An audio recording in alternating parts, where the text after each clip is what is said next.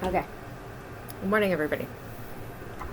So I feel like this is going to be a very long video because I'm responding to Nella's video, and I have taken notes, and I have rewatched the video because, can you please not?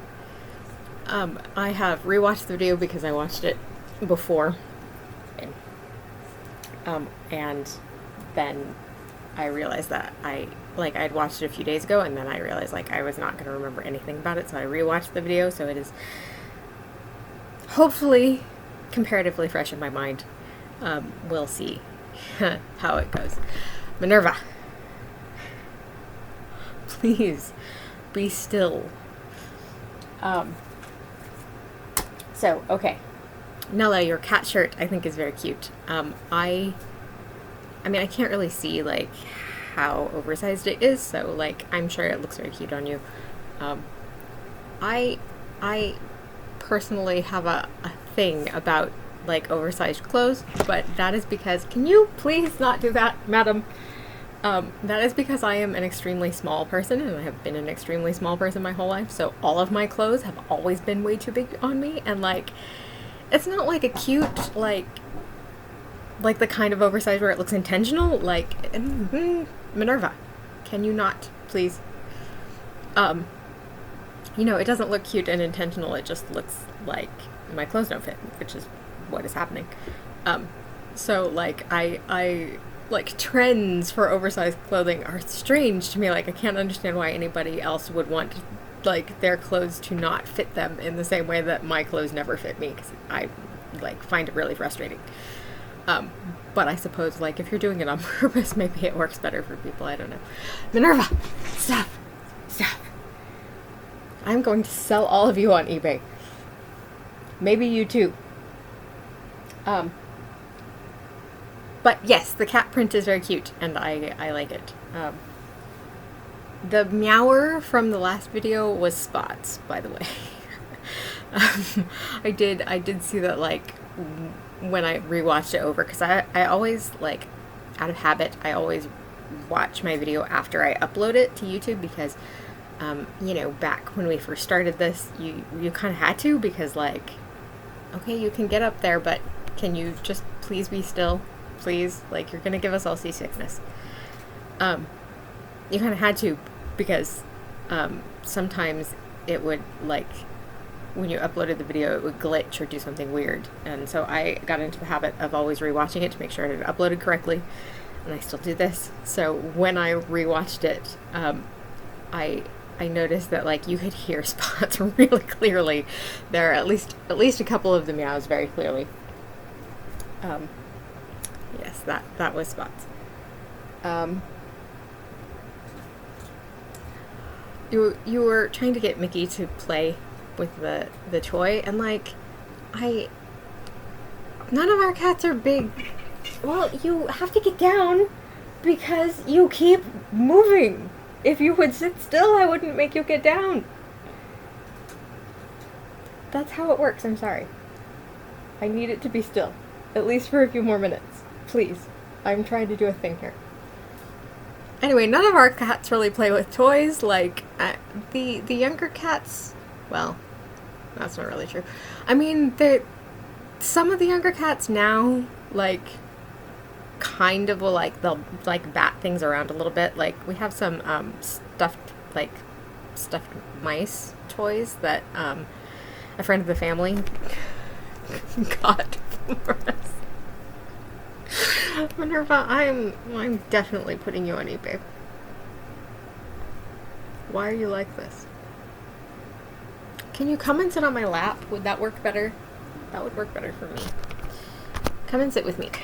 I know, but come and sit with me.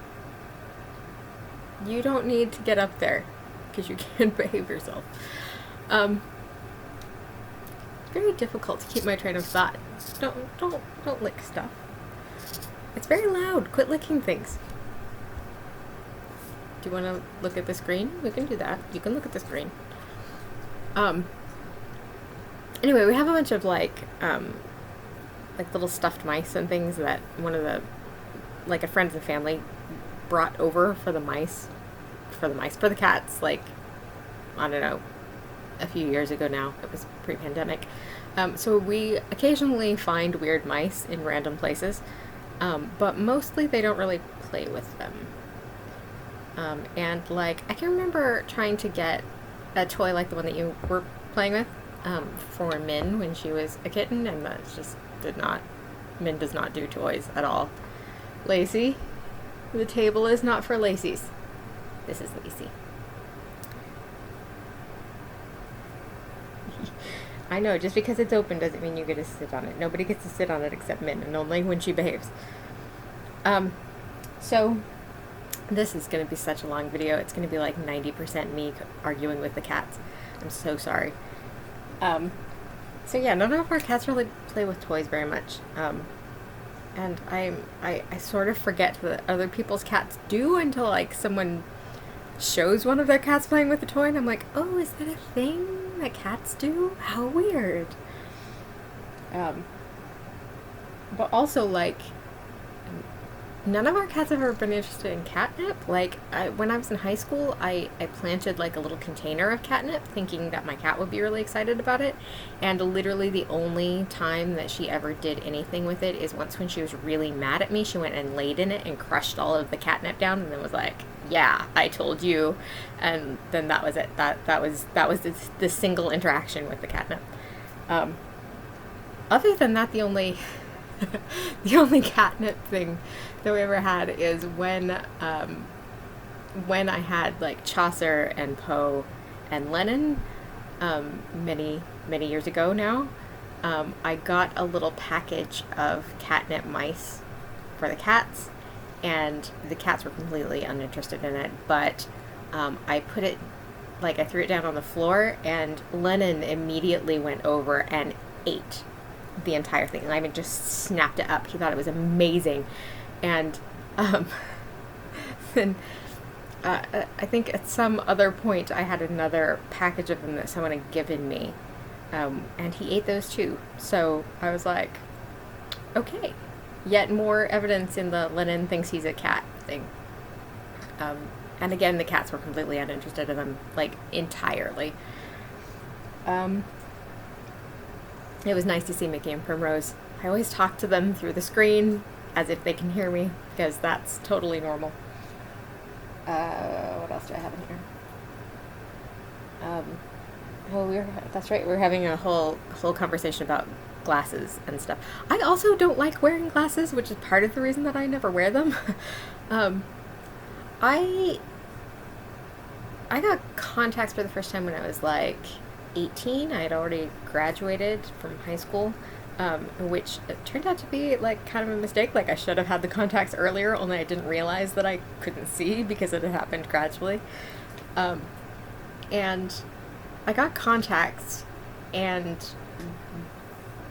the doctor, it just happened, this is the only eye doctor that I've ever had say this to me, but he told me specifically, like, don't bother to wear them, like, just if you're just like around the house, or if you're doing close-up work, you know, don't wear them. Just wear them like when you go out somewhere where you actually need the distance vision. Like, it's better for your eyes or whatever. And I was like, okay. And so I just continued doing this forever. And so, like, I just never got into the habit of wearing my contacts around the house. I only wore them when I went out somewhere. And now I don't wear the contacts anymore. Like, I don't even have contacts anymore. It's been years since I last bought a pair of contacts. But I only wore them when I went somewhere. And so now I also only ever wear the glasses. I don't even wear the glasses when I go anywhere. But, like, I only wear them if I actually need to see something specifically, and then I take them off again because I don't like wearing them. I don't like having the thing on my face. I have gotten used to sunglasses because I have to wear the sunglasses. But also, sunglasses are different than regular glasses, and I don't know why. I don't know what is different about them. I don't know if it's because I tend to always just have really cheap, like, sunglasses off of, like, the discount rack, you know? So, maybe it's because they're, like, really light, because they're made of cheap plastic. I don't know. I don't know what it is, but for some reason, sunglasses are different than glasses. And I don't know why that is. But yeah, I sympathize on that, like, not liking to wear glasses, not liking to have things on your face. It also bothers me. Oh, the thing about the book. I did look it up. Like, I did look it up to see what it was, because I could see the, you know, in the original video, like, where you had it on your desk, like, I could see the author's name, so I looked it up to see what it was. Like, I looked it up on Goodreads or something. But I was very, very amused when I put it into Google Translate, and it turned out to be just, you know, the book. Very helpful. And I have this... it's like, you know, a book about books, and so I have this, which is called Cover to Cover, and it's like an art book about making books. It's like, let me see if I can find something where you can see what it's actually got in it. It's got like different kinds of books that you can make, and then like instructions on how to do those, and it's got lots of different things. This one's like stab binding. And actually, I did not buy this book. It belonged to a friend of my parents, and years ago now, like a while ago, my dad came to pick me up from the place that I was living, and he was bringing me back here, I think, and we stopped at the friend's house to do something. He needed to talk to her about something, I don't know. And for some reason, I was making blank books at the time for journals. I was using them for journals. I would like, you know, bind myself a book and then use it as a journal. And for some reason, I had just made one, and for some reason I had brought it with me in the car. I don't remember why. Maybe I was going to show it to my mom or something. I don't know. And so when we were at this woman's house, like, I don't remember how we got in the conversation, but for some reason we started talking about bookbinding, and I showed her the journal that I had made, and so she was like, "Oh, I have this book here. Like, you should like borrow this book and take it home with you, and like, you know, it's all about different kinds of bookbinding here." And I was like, "Oh, okay." And so at some later date, I did try to give it back to her, and she was like, No, just take it home. It's fine, just keep it. I know where you live. If I need it, I can come and get it." And I was like, "Oh, okay, I guess." So I still have this book. I have had it for a number of years at this point. But yeah, it is a book about books. Excuse me, madam. I am sorry. Did I touch you too much? Oh, grumpy. Why are you so grumpy today? Are you mad because I kept making you get down? Is that what it is? I'm sorry. I know it's very upsetting. Yeah, I know. Thank you. Polish. Polish, that was the other thing. I personally, I don't know about anybody else, but I would be very interested in a video about Polish. I did try, I did start doing the Duolingo Polish course. Can you please not do that? Don't step on the computer. Honestly. I did start doing the Duolingo Polish course at some point. So, I can see what you mean about, learning the pronunciation of the letters and stuff. It's not that difficult. And, it's hard for English because we don't know anything about other languages, and also, there are all these letters that are not the same. They look like our letters, but they have weird little extra bits on them, and, that's very difficult and confusing for English speakers in general. I started doing the course, and then I had a bad, health flare, and my brain just completely turned into goo, and so I had to stop because I couldn't understand anything. And so I never restarted it. I'm sorry, you're gonna have to get back down. I know, I'm sorry, but you can't have a bath up there. It makes everything wobble. So yeah, I have not progressed in a great amount. I did think it was really interesting though, because I have mentioned Esperanto before, and I could see some similarities, even just the tiny amount that I had done with the Polish course. I could see some similarities, in the pronunciation of some of the letters, and also that, you were saying about the syllable stress.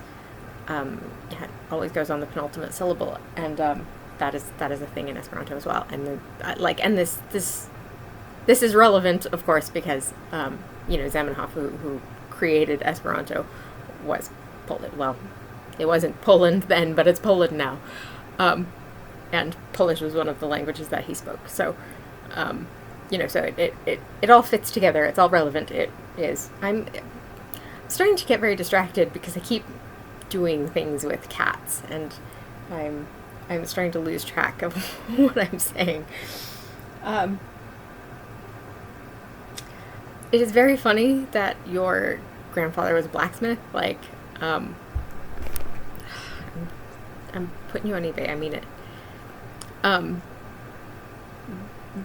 It is funny for me personally because back when we were doing vendor fairs, when we were doing Carmel, I don't know how much I talked about that while we were still doing it, but we used to have a very tiny Carmel business that we did sort of on the weekends and stuff, and we would go to all these vendor fairs and things, and there was this very weird thing where if there was one booth that was extremely noisy and loud, we would always be put next to it. And on 2 separate occasions, we were next to a blacksmith.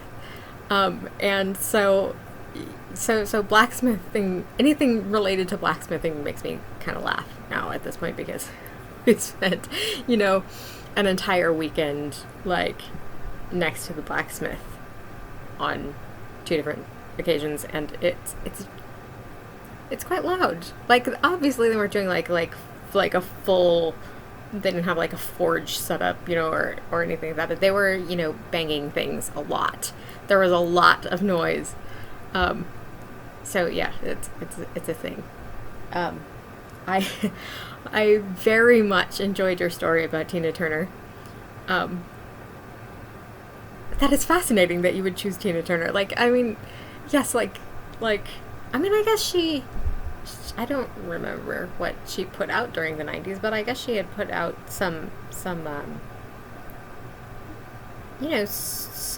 that were really big in the 90s, although I cannot remember what they were. So, I guess she would have been in the popular consciousness at that point. Strange, as you say, that a 6-year-old Polish child would choose Tina Turner specifically. That's really interesting. But yeah, it's really funny. I never came up with stuff like that as a kid. I did not ever tell stories like that or anything. If I came up with a wild story or whatever, it was never meant for anyone to actually believe it. It was just a wild story. I never came up with stuff like that, and I don't really know why. I guess because I was a very anxious, goody two-shoes sort of child. I never wanted to get in trouble for things, so maybe that's it. I don't know. Or maybe I was just maybe I just didn't have that much imagination. But yes, I really enjoyed your story. That was very funny. I do like the thought of all these small children being fascinated by your stories about Tina Turner. I have been talking for a long time. We're just about at the 19-minute mark, so I guess I will stop. I think I got all this stuff on my list, and Min's gonna start, wobbling stuff again here in any second. So I love you all very much. I apologize for how all over the place this video must have been, both in terms of topics and in terms of actual flopping around Minerva. So yeah, sorry about that. Stop. You can get up in a minute. Just wait. Okay, so I love you all very much, and you see the tail flipping. I'm in so much trouble. What else? Oh, I hope to see you all this weekend. That is the goal. And barring that, I will see you next week. So don't forget to be awesome.